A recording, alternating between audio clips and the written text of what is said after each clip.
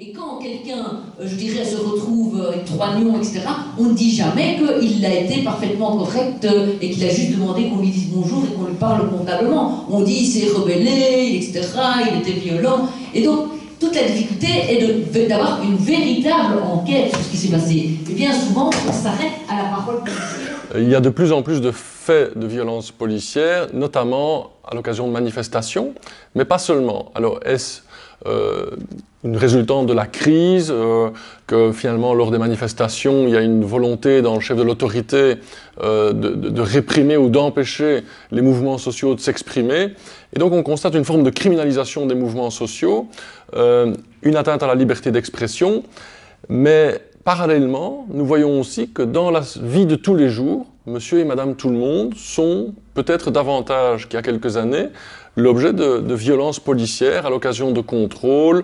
de conduite vers le commissariat, et que finalement personne n'est à l'abri, de nouveau, à cause de l'action de quelques policiers qui ne sont pas sanctionnés. On remarque aussi que beaucoup d'incidents trouvent leur origine non pas parce que des personnes sont d'emblée la cible d'une violence policière incontrôlée, mais souvent un incident éclate lorsqu'une personne demande à un policier des comptes sur son comportement, lui demande de justifier sa qualité ou lui demande la raison pour laquelle il a voulu contrôler l'identité ou qu'il a voulu intervenir dans une situation. Donc on a vraiment l'impression qu'actuellement les policiers sont allergiques à toute forme de contrôle de la part des citoyens, et ça c'est vraiment très préoccupant. Le rôle premier de Obspol, ce site internet, cet observatoire de violence policière, c'est d'informer les citoyens, de la marche à suivre pour faire valoir ses droits. Parce que c'est le parcours du combattant pour la victime de violence policière, de faire valoir ses droits, déposer plainte, aller en justice. Et donc le premier rôle, c'est peut-être informer le citoyen ou le témoin de violence policière de la marche à suivre. Et l'assister dans cela.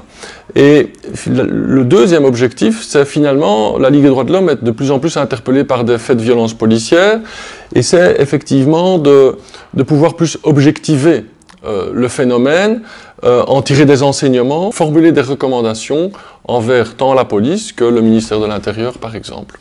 Le constat qu'on fait en pratique, et c'est ce qu'on a aussi vu avec l'Observatoire des violences policières que la Ligue des droits de l'homme a mis en place il y a déjà plus d'1 an, c'est que les personnes ont du mal à accéder à des procédures de plainte et ont encore plus de mal à obtenir justice lorsque les policiers abusent de leur pouvoir, même lorsque les violences sont établies.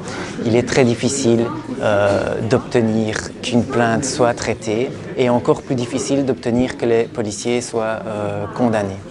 Parce qu'il y a des problèmes pour réunir les preuves, pour convaincre un magistrat que la parole du citoyen a la même valeur que celle d'un policier.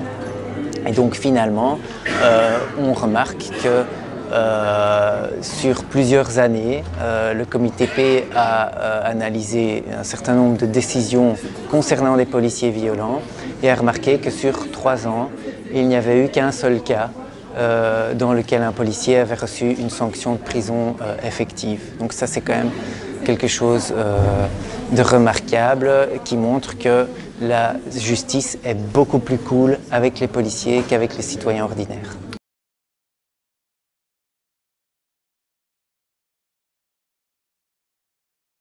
La Ligue des droits de l'homme insiste vraiment sur l'importance de mettre fin à l'impunité.